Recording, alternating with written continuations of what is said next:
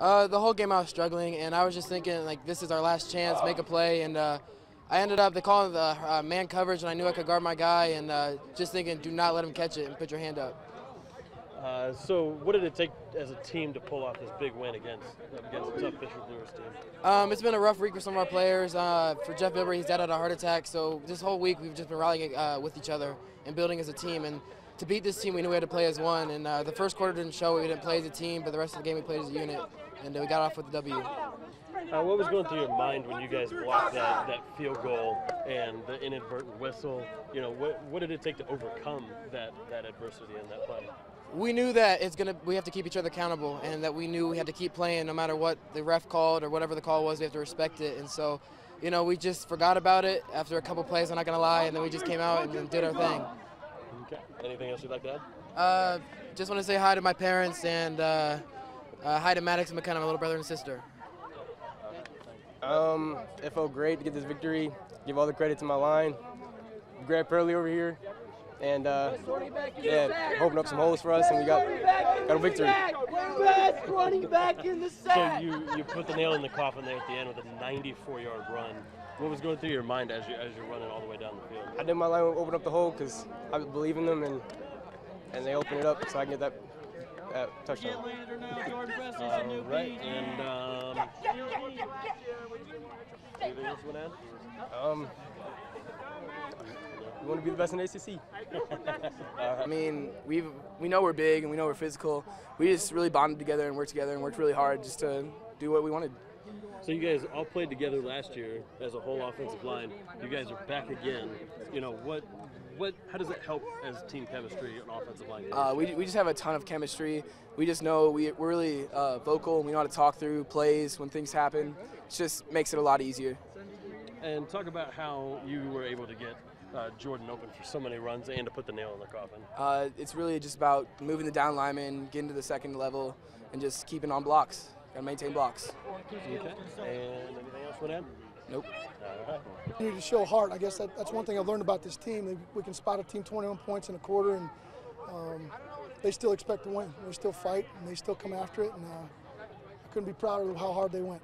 Coach, traditionally Homestead offense is always prolific. Everybody focuses on the scoring and all that kind of stuff and the big playmakers you've had over the years. Tonight it's defense and special teams, and I think you showed there were 3 areas of football, isn't there? Yeah, we did. Our special teams kept us in the game early. I mean, those 2 touchdowns early kept us there, and we're physical. Our kids up front are physical. We pound it, and we control the line of scrimmage on offense, and I think that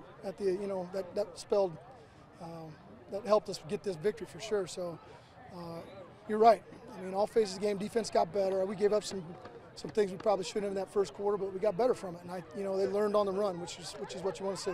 Where's your physicality come from? Does that come from weightlifting in January and getting yelled at and all that kind of stuff? Oh, absolutely. And I'll tell you, those boys up front, they've been together a long time, and they've played all last year together. They've been this year together, so they know what it takes to pound it a little bit, and they take pride in it. So it's a combination of all those weightlifting things and just taking pride in their position and wanting to control the line of scrimmage. And you lose your senior quarterback. How did you keep this team focused and say, hey, there's still games to play. We still have to go out and compete, even though we lose our senior leader?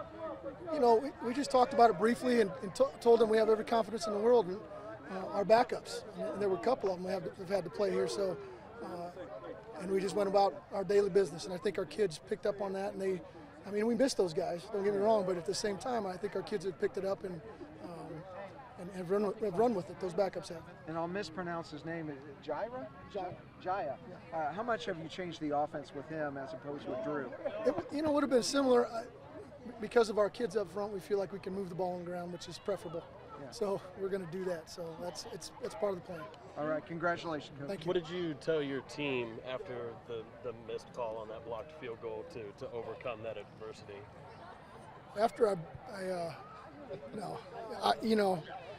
there's nothing you can do about it. It was an inadvertent whistle, and those things happen. It happened on a touchdown play, which those officials feel sick about it. He told me that, and that's one of those nightmares for an official, and it's only happened a couple times in all my years of coaching, and I think that was number 2. So you just got to tell the kids, let's go. And they were fired up after that. So there was confusion upstairs. You can return a kick in high school, right? it's not a PAT. A field goal, yes, okay. Absolutely. So we all knew that. He just thought it was a PAT and blew it inadvertently. That's what he told me. So. Okay. Comment on Jordan's game.